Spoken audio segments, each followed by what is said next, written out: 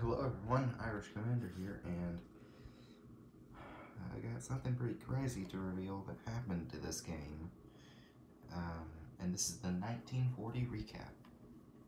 So, you guys remember, or if I did do a video where I started my campaign down in the Dutch Islands, there was obviously a lot less, Dutch roundels. You might be wondering, well, why the heck is that? That's why. I don't know how I let it happen or how it happened, but the nationalist Chinese, or should I say just the Chinese, took over Tokyo there. They managed to invade and take over Tokyo, and the Japanese had to surrender. Which I never expected to even see that, let alone in my first game. And you can see I just flipped over a bunch of the roundels since the Chinese didn't have, or they don't have enough roundels to cover all of those territories. And then the Dutch, I just gave them their islands back to them. But yeah, something I never expected to even happen at all. It just happened. But over here in Europe, the European axis is seeing some success. As you can see here, we're actually building some heavy armor, and we've begun moving it into the Norwegian and Danish countries. But you can see not the Dutch, but the Danish are still up here fighting on. But they're technically supposed to join the British, but I just have it in the back of my mind that they're on the Allies' side. And then the Italians, they've been doing a campaign of their own. As you can see, they've went down here and taken over all of Greece. They have completely fallen. And then I don't believe I've shown this yet, but the Saudi Arabia has been attacked by the Germans. I'm basically trying to do everything I can to make sure that I don't get invaded from Africa or Arabia. Of course, there's still the threat of having D-Day up here, but I think I might do Operation Sea Lion, just to get the British out of my way. Which I am going to have to build up a bit more of a naval presence and look at spots that are less, less protected and that can easily invade and get past their naval blockade. But then you got the Russians over here. It looks like they're getting ready to do stuff. But they haven't done anything, they haven't done too much. And they haven't even gone after those other two Baltic states. I don't know why, but they haven't, and it's part of the Molotov-Ribbentrop Pact that they can. Ugh.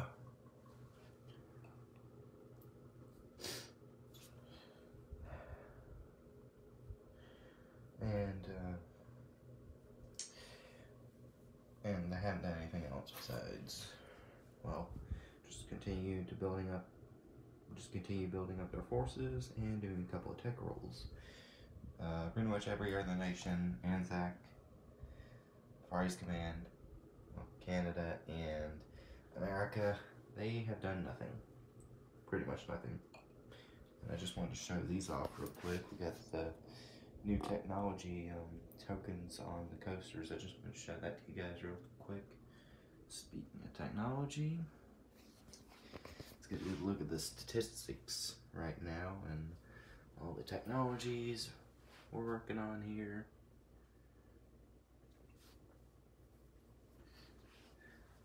And I actually went ahead and removed the Japanese ones, since they fell and they don't, and there's pretty much no way they can come back from being invaded and destroyed.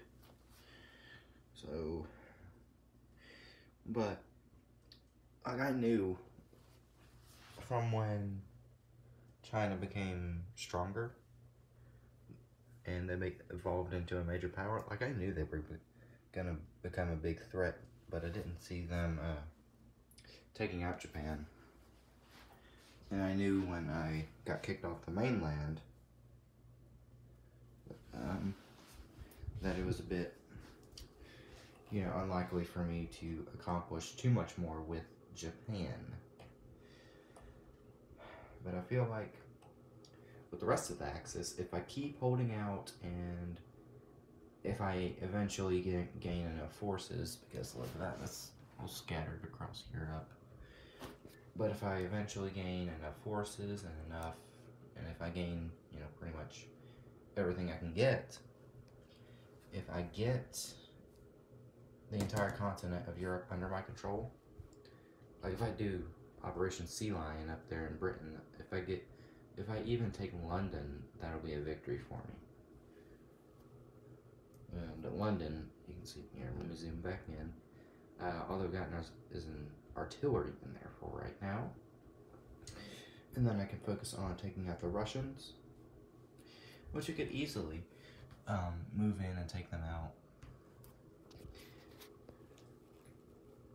which would be very good for me. And like I said, we have been keeping track of the victory points, but I think we're gonna quit keeping track of that until the end of the game, when we finally,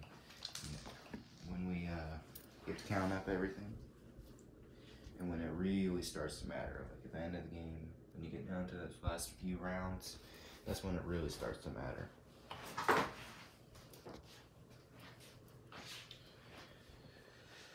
So yeah, overall, those were pretty two interesting rounds there, and can't complain. Those were pretty. This game just keeps on surprising me, and I wouldn't be surprised if Italy managed to conquer all of Africa, or if the Russians even managed to take Berlin before the game's over, because even then the game wouldn't end, because even though the Axis would be out of the game, you still have the Comintern and the Allies. So if we wanted, we could keep going, which I think regardless if the Comintern falls completely, which it doesn't make a big deal if they fall completely or not, because there's not someone playing each faction like we have. Like you got me playing the Axis, or just Italy and Germany at this point, and then you got my other guy there. He's playing the Allies and the Comintern. So to him, it's not too concerning for him whether he wins or loses. To him, it just matters if we're having fun and having a good time, because I got into this game because it was really fun, and I thought it was going to be really fun, and I thought just the strategy and playing it. But one thing I've learned is that it's not always about winning. It's like you have to accept your losses, and then keep going and just have fun while you're doing it, because it was crazy when Japan fell. I'll just tell you that. Like I was like, I could hardly do my Italian turn, or no, they fell during the Chinese turn, but like I could hardly think after the round ended for that day. I was still trying to understand it, but regardless, in real life, the Germans didn't really care if the Germans and the Italians, or the European axis, I should say, they didn't really care if Japan fell to the Allies. They only cared about their own success, right? And if you've ever seen Man in the High Castle, you know, that kind of shows either way they would have betrayed each other eventually, right? Kind of like all alliances do. But yeah, I think I'm gonna cut it off here and get this uploaded for you guys. And I think we may or may not be playing again tomorrow. But if we do, I will let you guys know when I do my update, or yeah, my update, or my recap rather. Anyways, till we meet again, this is Irish Commander signing off.